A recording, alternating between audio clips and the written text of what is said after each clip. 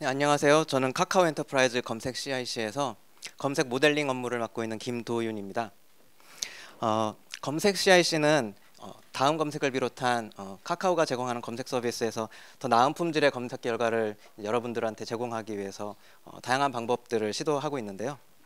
그 가운데 이제 RAG가 최근에 있습니다. 최근 주목받는 RAG는 검색 증강 생성이죠.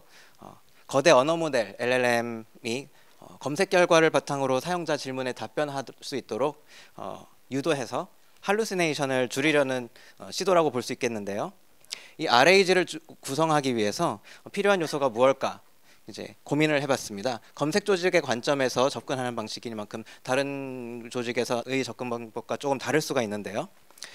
저희가 연구 개발한 기술을 이번에 여러분한테 선보이면서 소개시켜드리겠습니다. 더불어 공공 데이터를 활용한 도메인에서 실제 적용한 데모도 함께 보여드리겠습니다.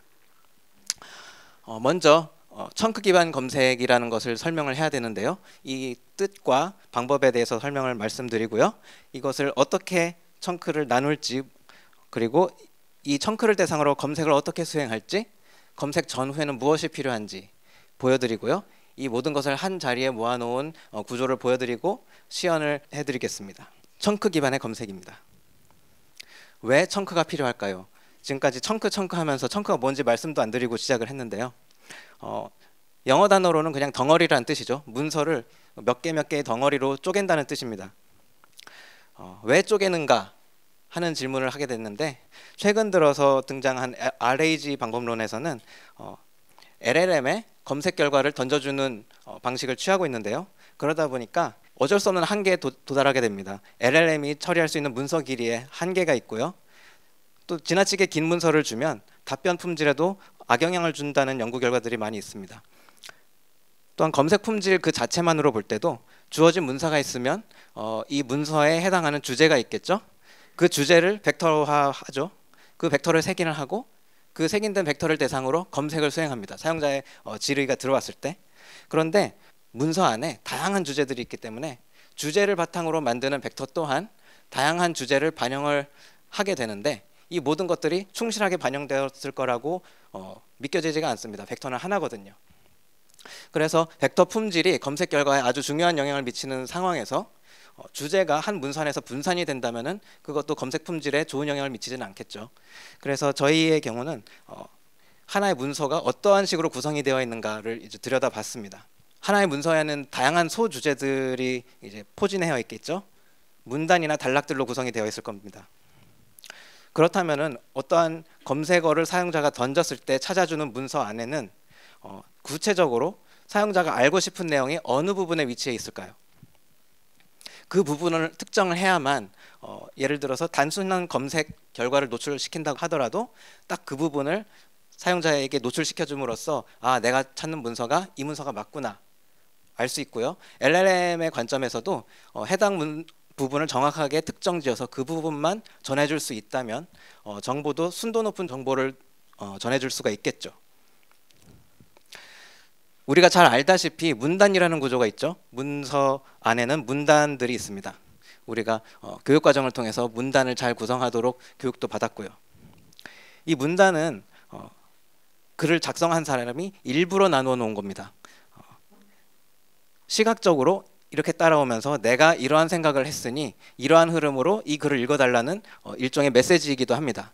그렇기 때문에 이 문단을 감지를 해서 이 문단의 구조를 충실히 반영을 할 수가 있다면은 이것 또한 좋은 청킹의 방법이 될 수도 있겠습니다. 한 가지 좀 고려해야 될 점은, 사람에 따라서 단일 주제로 굉장히 긴 글을 쓴 경우는 하나의 주제로 여러 가지 문단을 작성할 수도 있겠고요. 어떠한 사람 같은 경우는 한 문단 안에 여러 가지 주제를 골고루 다루면서 이야기를 전개 나가는 방식도 있겠습니다. 그러면은 어떠한 길이로 나누어야, 어떠한 방식으로 나누어야 좋은 청크가 될까요?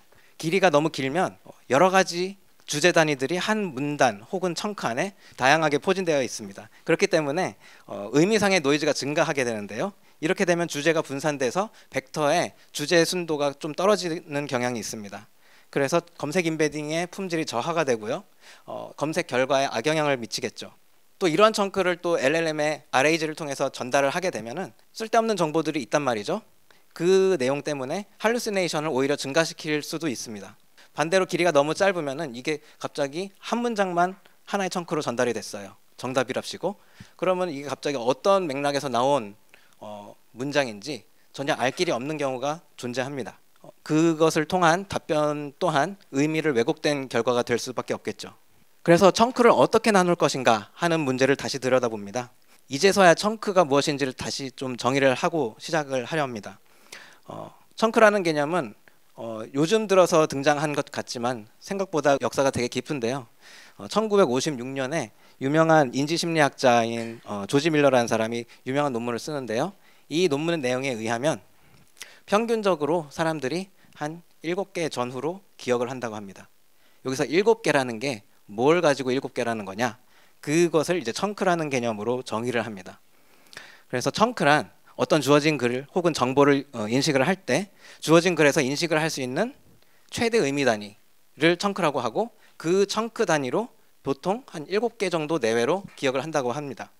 광고 카피 만드시는 분들은 아주 기초 중에 기초로 이제 알고 계실 텐데요. 그래서 사람마다 어떤 전화번호를 외운다고 쳤을 때 어떤 사람은 번호 하나하나를 기억하는 사람이 있는가 하면은 4자리씩 묶어서 기억하는 사람도 있습니다. 그리고 어떤 말을 기억할 때 단어 단위로 구분할 수도 있고요. 어떤 사람들은 구절 단위로 기억을 하기도 합니다. 그럼 컴퓨터에게는 우리는 어떻게 교육을 시켜야 될까요? 비슷한 모티베이션으로 저희는 정의를 해봤습니다. 최소한의 동질적인 의미로 묶을 수 있는 최대 단위 텍스트로 한번 정의해봤습니다. 굉장히 모호하고 추상적이고 정성적이죠. 의미는 무엇이고 동질성은 어떤 것이며 그걸 어떻게 측정할 것인가. 자세히 설명을 드리지는 못하지만 이 개념을 좀 더 체계적으로 구현하기 위해서 다양한 학습 방법에 녹여냈습니다. 수학적으로 이런 식으로 여러 가지 정보들을 정의를 했는데요. 뭐 일관성이라는 것은 어떤 것이며 문단 안에 흐르는 통일성이라는 건 어떤 것이며 이런 것들을 수학적으로 정의를 했는데요. 자세히 다 설명드리지는 못하겠고요. 나중에 질문 세션이 있으면 그때 활용하도록 하겠습니다. 그래서 청킹이란 방금 설명드린 대로 수치화하고 공식화한 방법으로 정량화한 다음에 그 기준대로 문서를 나누는 작업을 말합니다. 그래서 큰 문서를 의미상의 균일한 단위로 분할하는 작업을 말하는데요. 의미상의 균일한 단위이기 때문에 글자 수상으로는 균일하지 않을 수가 있습니다. 주제의 일관성을 유지하는 것이 가장 핵심적인 목표이고요. 이렇게 되면은 검색 문서 내 정보 노이즈가 최소화되는 효과를 얻을 수가 있다고 기대를 하고 있습니다. 결국 시멘틱 검색 품질에 결정적인 역할을 하게 됐는데요. 잘 만든 청크를 이용해 검색을 수행을 하게 되면 의미 기반의 검색, 즉 벡터 검색을 뜻합니다. 이것을 수행할 때 문서 내 다양한 주제들이 섞이지 않고 순도 높은 주제 단위로 구분될 수 있는가 하는 질문에 긍정적인 대답을 할 수 있다고 저희는 판단을 했습니다. 그리고 LLM에 문서를 제공해서 다양한 답변을 생성을 할 때 LLM이 훨씬 더 잘 이해할 수 있도록 문서를 제공할 수가 있고요. 적당한 길이로 제공을 해서 계산 속도라든지 효율도 높일 수 있다고 저희는 판단을 했습니다. 사실 RAG의 관점에서 볼 때 LLM에 문서를 제공한다는 점에서 이 컨텍스트 윈도우가 굉장히 중요한 제약사항으로 떠오르는데요. 이 부분에서 저희와 다른 방식으로 접근하는 방법론도 있습니다.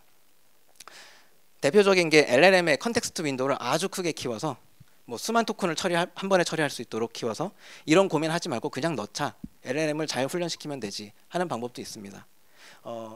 이런 방법도 충분히 훌륭한 방법인데 저희는 검색 조직이기 때문에 저희 조직의 연구 방향과는 조금 맞지 않는 경향이 있습니다. 그리고 사실 검색 품질이 좋을 것 같지도 않고요. 지속 가능해 보이는 방법도 아닌 것 같습니다. 저희는 수십억 건의 문서를 한 번에 처리해야 하는 검색 결과를 노출시켜야 하는 그런 업무를 맡고 있기 때문에 저희는 굉장히 가볍고 빠르지만 정확해야 합니다. 그렇기 때문에 현재 우리가 이 상황에서 당면한 문제는 어떤 길이로 쪼개느냐와 같은 문제로 볼 수가 있는데요. 시중에 나와 있는 방법들이 다양한 게 있겠지만 저희가 접근한 방식과 맥이 맞닿아 있는 몇 가지를 소개를 합니다. 가장 간단하게는 고정 길이 방식이 있겠죠. 글자 수를 그냥 제한하는 방법입니다. 현재도 이미 다음 검색을 비롯한 다양한 검색 엔진에 이미 적용되어 있습니다. 여러분들이 검색어를 치면 문서의 일부가 검색 결과에 노출이 되는데요. 거기에는 하이라이트 필드가 있고요. 검색어와 매치가 되는 부분이 있고 그 앞뒤 몇 글자씩 잘라서 이제 여러분들에게 노출시킵니다. 그 외에도 이제 구분자로 분할하는 방식이 있는데요. 구분자는 구두점, 마침표나 물음표 같은 구두점이 될 수도 있겠고요. 줄바꿈이 될 수도 있겠습니다. 다양한 구분자를 기준 삼아서 분할을 하되 분할을 했는데 또 나눌 여지가 있다. 또 나누고 다시 들여봤더니 또 나눌 수 있어. 나누다가 적당한 길이가 되었다. 만족스러워. 그러면은 이제 거기서 그치는 방법이죠. 리커시브한 방식입니다. 이제부터 좀 더 중요한 내용인데요. 저희가 조금 신경 쓴 부분은 구조화된 문서가 있을 경우 어떻게 처리할 것인가입니다. 잘 쓰인 블로그나 홈페이지 글에서는 우리가 글 자체만에서도 구조를 느낄 수가 있습니다. 제목들이 있고요. 필드들이 나눠져 있고요. 어떤 경우는 목차가 있기도 합니다. 각각의 요약문이 있기도 하고요. 그런 구조들을 감지를 해서 그 구조 기반의 청킹을 수행을 하게 됩니다. 그런데 어떤 면에서는 이것이 잘 작동하지 않는 경우도 있는데요. 뉴스 기사가 대표적이죠. 뉴스 기사 그리고 커뮤니티 게시판 글 이런 데는 별다른 구조가 보이지 않아요. 그냥 썼습니다. 텍스트뿐입니다. 그러한 경우에 저희가 이제 시메틱 청킹을 투입을 해야 합니다. AI 기반이죠. 그래서 주제의 측면에서 완결성 그리고 일관성을 유지하는 것이 의미 기반 청킹의 목적이라고 아까 말씀드렸죠. 이것을 위해서 AI 모델을 훈련시키고 튜닝을 하고 청킹을 수행을 합니다. 방법은 좀 뒤에 이제 더 자세히 말씀드리고요. 특징은 이제 느리고 자원을 많이 잡아먹기 때문에 언제나 이 방법을 사용하기는 어렵고요. 소규모의 문서를 대상으로 하거나 아니면 다른 방법론과 함께 묶어서 마지막 단계에 사용하는 방법이 현실적인 방법으로 이제 저희가 접근을 합니다. 그리고 이제 이 모든 과정은 우리가 실제로 글을 접할 때 하는 방식과 동일하게 처리를 하는데요. 무슨 말이냐면 문서를 텍스트를 한 번에 이 청킹 API에다 던져줘서 전체를 한 번에 보고선 청킹을 하는 게 아니라 문장 단위로 쪼개서 텍스트를 받으면 문장 단위로 분할해서 첫 번째 문장 읽고 그 다음에 그 다음 문장 읽고 이거는 앞에 문장과 비슷한 내용이네 붙여.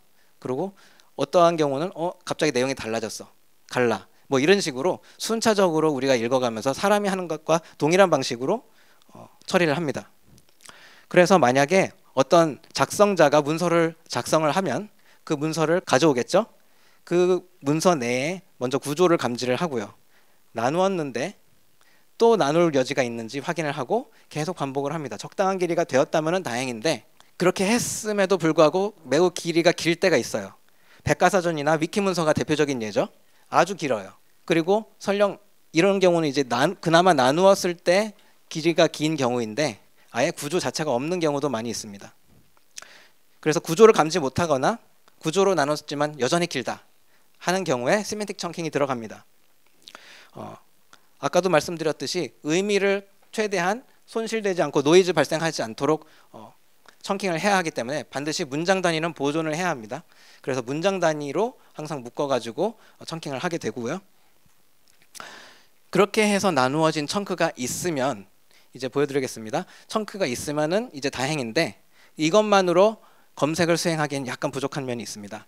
추가적인 피처들이 있기 때문인데요. 그것들을 이제 다음 섹션에서 소개시켜 드리겠습니다. 현재 서비스 중인 검색 기술에도 청킹이 있긴 하다고 말씀드렸죠 아까.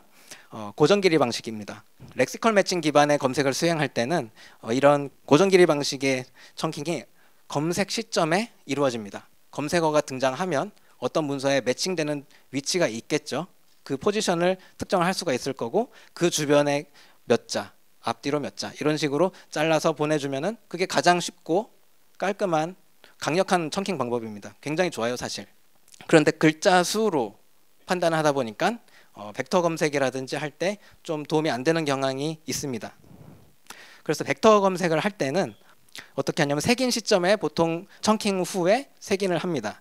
그래서 어떤 문서가 있으면은 이거를 아예 처음부터 일정 글자 수 기준으로 분할을 하고요.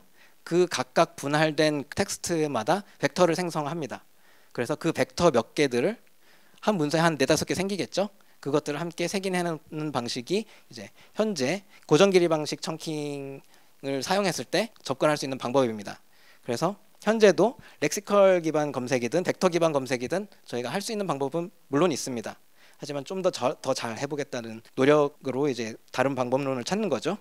이제 시멘틱 청크를 구성을 하게 되면은 모든 청크는 색인 시점에 이루어지게 됩니다. 렉시컬 검색이든 시멘틱 청킹이든 상관없이 이미 문서가 들어오면 미리 나눠 놓은 청크에서 벡터를 색인을 해놓고요. 실제 검색을 수행을 할 때 그 검색을 렉시컬 기반으로 수행을 하든 벡터 기반으로 수행을 하든 이미 만들어져 있는 청크마다 달려있는 벡터와 텍스트를 기반으로 검색을 수행할 수 있습니다. 그래서 저희 청킹 API가 완성이 되었는데요. 실제로 저희 청킹 API에 우리 카카오 홈페이지에 있는 아무 글이나 하나 택해서 넣어본 결과입니다. 제가 이제 청크 결과를 색칠로 해놨는데 제가 말씀드리는 동안 눈으로 한번 따라가 보면서 이게 잘 된 건지 안 된 건지 한번 느껴보세요. 이 시멘틱 청킹을 위해서 저희가 인베딩, 벡터 인베딩을 활용을 했는데요. 말씀드렸듯이 저희는 굉장히 빠르고 품질이 높아야 합니다. 그래서 일단 가벼운 모델 중에서도 굉장히 가벼운 일렉트라 기준으로 튜닝을 했고요. 일렉트라를 통해서 문장 단위로 벡터 인베딩을 구합니다. 그리고 그 벡터 인베딩 간의 유사도를 판단을 해서 이전 문장과 다음 문장이 붙을 내용인지 아닌지를 판단을 하게 되는데요. 여기까지 보면은 시중에 나와 있는 라마 인덱스와 좀 비슷한 면이 있어요. 근데 좀 이제 다른 점이 많이 있는데 라마 인덱스는 기본적으로 유사도 기준으로 나누는 점은 동일하지만 백분위 스레시홀드를 정합니다. 그래서 상대적인 값으로 얘가 10개 문장 중에서 뭐 7등이야 8등이야 그러면은 유사도 기준으로 무조건 나누어지게 되어 있어요. 유사도가 떨어진다는 뜻이죠. 상대적으로. 그렇기 때문에 짧은 글도 무조건 나누어질 수가 있고요. 그래도 굉장히 비슷한 0.9, 0.8 이렇게 굉장히 비슷한 녀석들인데 상대적으로 밀린다는 이유로 나눠지기도 합니다. 그래서 저희는 이제 절대 기준도 함께 사용을 하고 있고요. 이뿐만 아니라 저희가 여러 가지 실험을 통해서 유사도뿐만이 아니라 유사도 변화율도 굉장히 중요한 역할을 한다라는 것을 이제 발견을 해서 이것도 함께 감지해서 청킹 여부를 판단할 때 근거로 삼는 로직을 이제 구성을 했습니다. 그리고 어떤 경우는 의미가 완전히 바뀌지 않고 고만고만한 비슷한 주제 사이에서 왔다 갔다 하는 경우도 있는데요. 그럴 경우에는 주제의 연속성을 이제 유지하면서 청킹을 수행하기 위해서 오버랩을 두었습니다. 저희 청킹 API의 그래서 결과적인 특징은 문서 내 구조를 충실히 반영하도록 구조를 먼저 감지하는 로직이 강하게 들어가 있고요. 그리고 나서 말씀드린 대로 의미 기반의 청킹이 들어갑니다. 이 모든 것은 의미를 잘 보존하도록 되어야 되기 때문에 문장 단위 오퍼레이션이고요. 청크 길이도 당연히 고정 길이 방식과 유사하게 들어 있습니다. 그래서 암만 의미가 유사하더라도 지나치게 길어져서 LLM에 공급하지 못할 정도가 되면은 안 되니까요. 저희가 아무 글이나 구조가 없더라도 API에다가 넣었을 때의 결과가 다음과 같이 이렇게 보이는데요. 잘라줬습니다. 그럼 이 잘라준 문서로 이제 검색을 수행하면 되겠죠. 그런데 앞서 말씀드린 대로 이 청크만으로는 제대로 된 검색을 수행할 수가 없어요. 추가적인 피처들이 몇 가지 필요합니다. 그것이 뭔지 말씀드리겠습니다. 청크는 문서 검색과 다르다라는 점을 좀 강조하고 싶은데요. 사람들은 문서를 작성하는 거지 청크를 작성하는 게 아니죠. 청크는 우리가 임의로 나누는 겁니다. 그렇기 때문에 문서 종속적으로 문서에 단 하나만 있는 것들이 있어요. 제목, 대표적으로 문서에 하나만 작성자가 작성을 하죠. 또 이것을 클릭하고 들어갔을 때 클릭 로그 같은 것도 현재는 뭐 문서 단위로만 남습니다. 그래서 이런 것들을 검색 모델링을 위해서 활용하려고 하면은 좀 제약 사항이 따라요. 그리고 검색 피처로 잘 사용하기도 어렵습니다. 예를 들어서 대상포진이라는 질병에 대해 설명하는 글이 있다고 치면 그 글을 청킹을 했어요. 뭐 한 세 번째쯤 청크에 있는 그 청크에 제목은 어떻게 달아줄까요? 여전히 대상포진 다 동일하게 달아줄까요? 어떻게 달아줄까요? 또 한 가지 되게 중요한 내용인데요. 한 문서 내에 청크 간에 뭐 첫 번째 청크와 여섯 번째 청크 간에 관계가 한 문서 안에 그대로 들어있을 때는 유지가 되는데요. 그런데 일단 청크를 나누고 나서 색인을 하게 되면은 이 청크는 사실상 독립된 문서입니다. 그래서 이 청크와 저 청크가 같은 문서에 있었다는 내용을 전혀 몰라요. 문맥이 완전히 없어져 버립니다. 그게 검색 품질에 악영향을 상당히 미치는데요. 가장 심한 경우가 뉴스 기사의 경우 그렇습니다. 대부분 정치인이나 뭐 이런 사람들 나오면은 사람 이름이 뭐 이 누구누구 대표는 뭐 어떻게 했다라는 얘기가 나오죠. 근데 그 뒤로는 계속 이 대표가 이렇게 나옵니다. 그러면 이제 청킹이 되어서 이 땡땡 누구와 이제 이 대표와가 들어있는 청크가 갈라졌다고 쳐보죠. 그럼 여기에 있는 이 대표는 무슨 정당의 대표인지 기업의 대표인지 뭐 이 아무개인지 전혀 알 길이 없어요. 그렇기 때문에 청킹을 수행함과 동시에 사라져버리는 문맥 정보를 다시 복원해줘야 됩니다. 이게 굉장히 중요한 작업인데요. 그래서 몇 가지 저희가 굉장히 중요하게 생각해서 작업했던 내용들을 꼽아봤습니다. 먼저 제목 빠질 수가 없겠죠. 제목을 달아줘야 됩니다. 그리고 이건 꼭 필수사항은 아니지만 이것을 관련된 이 청크에 관련된 질의를 넣었을 때 함께 색인을 했을 때 검색 품질이 굉장히 올라간다는 점을 이제 발견을 했습니다. 이 청크를 읽고 어떤 질문에 대답할 수 있을까? 그 질문 리스트를 만들어서 넣어놓는 거죠. 또 말씀드린 대로 원래 문서와 자기 청크와의 관계, 다른 청크와의 관계, 이것들을 잘 보존할 수 있는 무언가가 필요합니다. 저희는 이걸 위해서 페어런트 차일드 하이라키를 이제 사용을 했는데요. 이어서 설명을 드리겠습니다. 그 외에도 좀 추가적으로 말씀드리고 싶은 건 아까 일렉트라를 말씀드리면서 이걸 활용해서 그 시메틱 청킹을 했다 그랬죠. 의미를 파악을 했다는 겁니다. 그럼 이게 문장의 의미를 주제를 알고 있으니까 이걸 그대로 활용해서 우리가 튜닝 애써서 했으니까 활용해서 검색에도 써보면 되겠네 라고 했는데 생각보다 그렇게 재미를 보진 못했어요. 그래서 잘 들여다보니까 우리가 청킹을 할 때 파악하는 의미 정보와 검색 시에 검색어와 텍스트가 얼마나 닮아 있나 그 유사도를 판단하는 그 임베딩과는 조금 결이 다르다는 걸 좀 발견을 해서 전용 모델을 따로 튜닝을 했습니다. 그러면은 앞서 말씀드린 대로 이제 부모 자식 관계에 관한 이야기인데요. 이제 청크의 장단점은 명확해졌죠. 한 가지 주제를 중심으로 강하게 포커스된 텍스트 결과를 내뱉어 줍니다. 그 반면에 주변에 무슨 일이 있었는지 어떠한 상황에서 이 글이 적혀 있는 건지 모든 정보를 다 잃어버렸어요. 그래서 이 잃어버린 정보를 복원하기 위해서 각 문서별로 청킹 시점에서 메타 청크에 해당하는 것들을 도입을 합니다. 실제 청크는 아니고 이제 가상의 청크인 거죠. 이 청크는 뭐 요약 청크가 될 수도 있겠고요. 지식 그래프를 바탕으로 청크 간의 관계도를 생성해 놓을 수도 있겠습니다. 저희는 이제 부모 자식 관계를 이용해서 가장 빠르고 간단하게 이 메타 청크를 구현을 했고요. 이 뜻은 문서 단위 검색과 청크 단위 검색을 결합했다는 뜻입니다. 그래서 뭐 파라미터 튜닝이라든지 이런 것들을 융합을 해서 튜닝을 했고요. 그리고 이 결과로 얻게 된 또 다른 소득은 특히 이것도 뉴스 기사에 요즘 많은데요.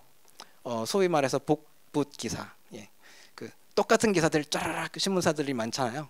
그런데 그나마 문서 단위로 검색을 할 때는 신문사 명이라도 있고 기자 이름이라도 있어요. 그래서 다르다는 걸 알 수가 있는데 청크로 쪼개고 나면은 정말로 딱 똑같은 부분만 남습니다. 그래서 검색을 했을 때 해당되는 내용이 걸렸다 뉴스 기사가 그러면은 A부터 C, 뭐 Z까지 신문사들이 동일한 내용이 청크들이 쫙 10등 안에 다 뜹니다. 그래서 이런 경우를 이제 부모 자식 간의 관계를 활용을 하면은 중복 청크들을 굉장히 효과적으로 제거할 수가 있어요. 그다음 좀 쉬운 것부터 청크 타이틀. 뭐 말해 뭐 하겠습니까? 검색 품질에 가장 중요한 역할을 하는 게 문서의 제목이죠. 이제 문서의 제목밖에는 없는데 청크의 제목은 어떻게 만들어 줄 것인가? 이것을 저희는 이제 요약 태스크를 좀 변형을 해서 제목 생성하도록 언어 모델을 학습시켰습니다. T5 기반의 모델이고요. T5에는 기본적으로 summarize라는 프리픽스를 통해서 어떤 시퀀스 투 시퀀스 작업을 수행할 수 있는 기능이 있죠. 번역이든 어떤 변환이든 요약이든 수행을 할 수가 있습니다. 그래서 이거 요약을 할 수가 있다는 것은 언어 모델이 이 내용의 주제를 간략하게 파악하고 간략하게 요약을 할 수 있다라는 의미로 저희는 받아들였고, 또 한편으로 제목이라는 것은 이 문서의 내용에 있는 가장 함축적인 내용이다. 그래서 요약 태스크와 닮은 점이 있다라고 파악을 해서 요약 태스크를 좀 더 튜닝을 해서 변형을 해서 제목 생성에 사용을 했는데요. 그 결과물도 이제 곧 보여드리겠습니다. 그리고 마지막으로 관련 질문들이 필요하다고 했잖아요. 이건 필수는 아니지만 굉장히 좋습니다. 원래 T5에는 없는 기능인데 실험을 통해서 구현을 했고요. 처음에 모티브는 하이드라는 RAG 방법론 중에 하이드라는 것들이 잘 알려져 있죠. 사용자 질의가 들어오면은 LLM에 야 이런 질문이 들어왔으니까 네가 한번 답해봐. 그냥 답해보라고 그냥 말합니다. 그러면은 답변을 생성하겠죠. 그냥 생성합니다. 근거 없이. 그러면은 이 문서를 벡터 임베딩으로 바꾸어서 벡터 검색을 수행을 하고요. 그러면은 벡터 유사도가 높은 문서들이 이제 몇 개가 딸려오겠죠. 그 중에서 가장 좋은 문서들 몇 개를 골라서 자 내가 찾은 문서가 이건데 네 답변에 비춰봤을 때 어떠한 부분이 다른지 보고 네 답변 한번 고쳐봐. 이렇게 제시를 하죠. 그렇게 해서 재검토된 답변을 LLM이 내보내도록 하는 게 하이드라는 방식입니다. 좋고 기발한 방식인데요. 이제 LLM의 답변과 비슷한 방식으로 작성된 글이 있으면 그러한 글들을 정확하게 찾아내는데 문제가 없을 겁니다. 그런데 그런 식으로 작성되지 않은 글들도 있고 그런데도 사용자의 질문에 대한 정확한 답이 있는 경우가 많이 있습니다. 한편 찾긴 찾았는데 일부만 찾았어요. 그래서 LLM 가상 답변 안에 일부 부분에 해당하는 레퍼런스 데이터가 없어요. 이런 경우도 발생할 수 있는데 이런 경우 전부 다 할루시네이션을 줄이는 데 도움이 되지 못합니다. 저희는 이 방법을 거꾸로 뒤집었는데요. 이제 청크가 일단 생성이 됐으니 이 청크를 읽고 이 청크로부터 대답할 수 있는 관련된 질문들이 무엇일까? 이거를 생성할 수 있을까? 이제 저희는 그런 방식으로 접근을 했습니다. 그래서 이 질문 생성 역시 T5를 이용해서 시퀀스 투 시퀀스 작업으로 이제 훈련을 시켰고요. 이제 청킹 예제를 한번 보여드리겠습니다. 이 질문 생성, 제목, 그리고 청킹 이 세 가지 기능이 한 번에 들어있는 예제입니다. 아무 글이나 찾으면 될 텐데요. 일단 양자 컴퓨터 한번 찾아봤습니다. 백과사전에 있는 내용을 좀 긁어다가 붙여볼게요. 예, 붙여봤고요. 누르면은 청크가 나눠집니다. 이렇게 한 네 개의 글 문단으로 나눠져 봤고요. 제목도 이렇게 달아줬습니다. 여러분 눈에 이 제목의 품질이 어떤지 잘 모르겠습니다. 제목이 생겨났으니 목차를 만들어 볼 수도 있겠고요. 이것 관련해서 관련 질문들을 생성을 했습니다. 아마 좀 잘 안 보이실 수도 있을 텐데요. 이 부분, 첫 부분 청크는 원래 문서의 이 부분에 해당합니다. 그럼 그 다음 청크는 어느 부분에 해당할까요? 양자역학은에서 시작해서 일어납니다까지죠. 네, 이 부분입니다. 양자역학은에서 일어납니다. 한 문장이 오버랩이 되어 있습니다. 옆에 있는 이제 글을 마침 있어서 클릭을 해봤는데요. 이 글은 다행히 구조가 있는 글이죠. 아까와는 다릅니다. 그렇지만 그냥 넣어봤습니다. 복사해서 붙이고 실행을 시키면은 똑같이 한 세 문단으로 나눠주네요. 여기에서는 문단이 정의, 원인, 증상 이렇게 세 가지 정도로 나누어서 구조가 되어 있죠. 저희가 달아준 제목은 대성포진 무엇인가요? 원인과 증상 여기 비슷합니다. 여긴 조금 다르죠. 통증 및 치료 방법. 네, 관련된 질문들도 있고요. 잘 보이실지 모르겠지만 제가 보기에는 굉장히 품질이 괜찮아 보입니다. 자, 좀 더 구체적인 예시를 들어보일 텐데요. 앞서 보여드린 스크린샷이 있습니다. 여기 이 제목, 여기서 제목을 한번 봐주세요. AI가 주 4일 근무를 앞당길 수 있다. 이 글에 있는 한 청크를 가져와 봤습니다. 그리고 저희 API에 넣어본 거죠. 여러분 보시기에는 어떠한지 잘 모르겠지만 일단은 제가 보기에는 이 청크에 관한 한 제목이 잘 생성됐어요. AI가 노동 현장에 도입되는 이유. 그리고 질문도 잘 생성된 것 같습니다. 하나는 전체적인 흐름을 읽고 전체적인 내용을 읽고선 전체적인 관점에서 할 수 있는 질문이 있고요. 좀 구체적으로 세부 사항에 관한 질문들이 한 2개 정도 생성됐습니다. 이 질문을 생성할 때가 조금 어려웠는데요. 왜 그러냐 하면은 문서는 그냥 정해져 있죠. 하나로 정해져 있고 그러면 이걸 통해서 만들 수 있는 임베딩도 당연히 하나입니다. 하나의 임베딩을 가지고 이것과 유사한 내용의 질문들을 생성을 한다면 당연히 질문의 내용 비슷할 수밖에 없잖아요. 그래서 처음 그냥 막 훈련시키면은 똑같은 질문을 뭐 3개, 4개 하나마나 한 질문 그 생성이죠. 똑같은 질문밖에 안 생겨요. 그래서 이걸 어떻게 하면 다양하게 만들 수 있을까? 이 템퍼리처를 높여도 생성되는 관련된 질문이 굉장히 비슷합니다. 그러다 많이 높이게 되면은 아예 엉뚱한 소리가 나와요. 다양하긴 하죠. 그래서 이를 비껴가기 위한 방법론을 이제 고심을 해서 데이터셋을 잘 구성을 하면은 템퍼레처를 끄고 해도 문서는 정해져 있는 문서이지만 다양한 위치에서 골고루 질문을 생성해 줄 수 있는 방법이 있습니다. 말씀드리기 좀 어렵고요. 다음 예제는 법제처 이제 저희가 시연해 드릴 데이터를 가지고 한번 청킹을 해본 겁니다. 법제처에 가면은 이제 찾기 쉬운 생활법령 정보가 있어요. 거기에 있는 문서 하나를 긁어다가 청킹을 수행합니다.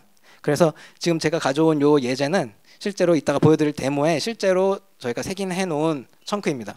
이 청크에도 제목을 달아줬고요. 아파트 화재 시 손해배상 타임.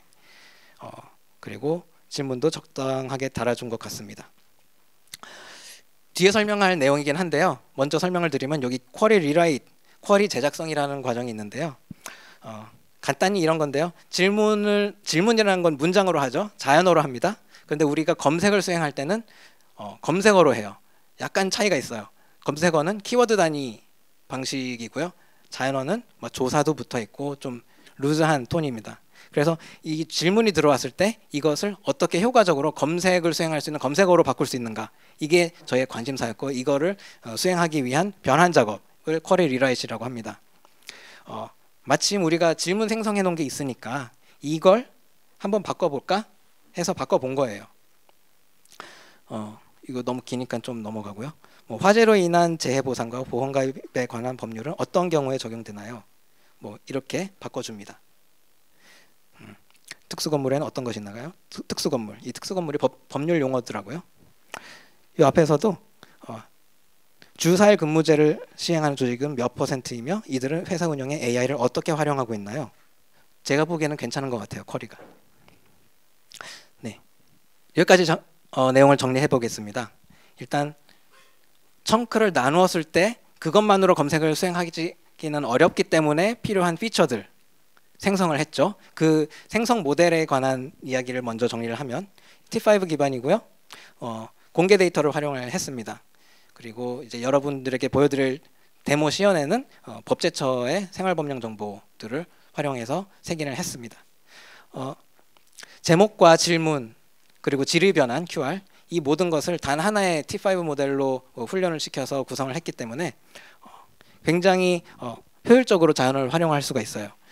색인 시점에서 사용할 모델용 자원을 따로 분류해 놓고 검색 시점에서 사용자에게 노출시킬 API를 따로 구성해 놓는다면은 자원이 많으면은 좋겠지만 자원이 이제 부족하고 효율적으로 써야 하는 상황에서는 그게 어렵겠죠. 그래서 저희는 한 가지 모델로 모든 기능을 수행할 수 있도록 멀티태스크 훈련을 시켜서 이것을 이제 가능하게 했습니다. 그래서 이제 청크 기반 검색에 대한 이제 전체적인 요약을 하자면 청크 기반 검색은 먼저 청킹 모델을 위해서 가벼운 모델을 튜닝을 하고요. 인베딩 모델입니다. 전부 다. 그리고 검색을 위해서 또 다른 모델, 조금 더 큰 모델을 활용을 했습니다. 제목과 질문들을 생성을 해서 함께 색인을 해놓고 그걸 기반으로 검색을 수행을 하는데 부모 자식 간의 하이라키를 이용한 하이브리드 리트리버를 활용을 했습니다. 좋습니다. 그러면 이제 검색을 할 수 있겠네요. 그러면은 검색 전후에는 무엇이 필요한지 좀 알아봐야 될 것 같습니다. 검색 전에는 이미 사실 다 말씀드렸어요. QR이 필요합니다. 검색용 질의와 대화체 질문은 형식도 길이도 타입도 다르기 때문이에요. 그래서 대화형 질문을 바꾸어주는 T5 모델을 아까 훈련시켰다고 말씀드렸는데 한번 보시죠. 소장을 작성할 때 어떤 정보를 포함해야 하나요? 소장 작성 정보. 이렇게 저희가 넣을 법한 질문인 것 같아요. 이렇게 고품질의 QR을 완성을 하면요. 이걸 가지고 검색을 수행을 하고 그 다음 단계에서는 어떻게 하죠? 이제 답변을 생성해야 되겠죠. 여기에서부터는 어쩔 수 없는 LLM의 영역입니다. LLM이 답변을 작성할 때 검색 기반으로 작성을 해야 되는데요. 그 직전에 한 번 더 리랭킹 과정을 거치기도 합니다. 이건 옵셔널인데 내가 찾아온 검색 문서 순위는 이런데 네가 볼 때는 어때? 라는 이제 프롬프트를 통해서 LLM이 다시 한번 재정렬을 시키게 하고요. 그 상위 결과만을 사용해서 답변 생성을 합니다. 이 모든 작업을 하는 이유가 할루시네이션을 줄이기 위한 방법이었죠. 그래서 자료만 보고 대답하는 것을 가장 중요한 점으로 저희는 봤는데요. LLM이 훈련 때 배운 기억이나 상식들, 다른 말로 파라메트릭 메모리라고 하죠. 이것들을 사용하지 못하도록 저희는 강제를 할 방법이 필요했습니다. 자료에 근거해 대답하도록 튜닝을 했는데요. 이 또한 자동화를 시켰지만 이제 시간 관계상 말씀드리지는 못할 것 같고요. 좀 중요한 점을 좀 짚고 넘어가려고 합니다. 기본 상식과 할루시네이션의 경계가 모호해지는 지점이 있어요. 이제 저희 실험 중에 어떠한 질문이 있었냐면은 소아마비에 걸렸던 대통령이 누군지 한번 물어봤어요. 문서는 이제 소아마비는 루즈벨트가 뭐 걸렸었다. 성인일 때 걸린 경우도 있다. 뭐 이런 설명문이었어요. 그런데 여기에 루즈벨트가 대통령이라는 사실이 없어요. 어떠한 모델은 이 대통령이 루즈벨트가 대통령이었다는 걸 알아요. 어떤 모델은 몰라요. 그러면은 어떻게 대답해야 될까요? 한 모델은 제가 가진 정보로는 알 수 없었어요. 한 모델은 대통령이라는 상식을 활용해서 답변을 만들어 줬어요. 그럼 이 답변은 할루시네이션을 줄인 결과일까요? 되게 애매해지는 부분입니다.